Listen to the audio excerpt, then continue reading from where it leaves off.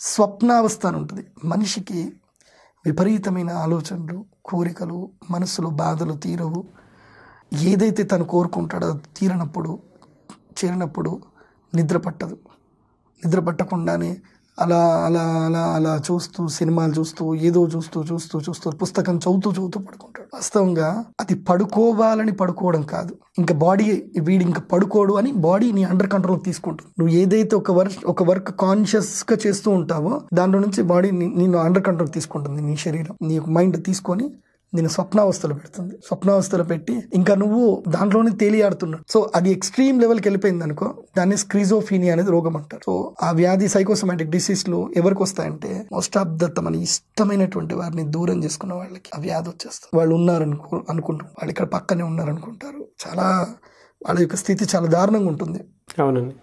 వాళ్ళు ఇంకా out of control అన్నమాట. వాళ్ళకి ఏం చెప్పినా వినపడదు, అర్థం కాదు, అర్థమైనట్టు అనిపిస్తుంది, కానీ మళ్ళీ ఇమీడియట్లీ వాళ్ళు ఇంకో వరల్డ్కి వెళ్ళిపోతారు. వాళ్ళు స్క్రిజోఫ్రెనియా.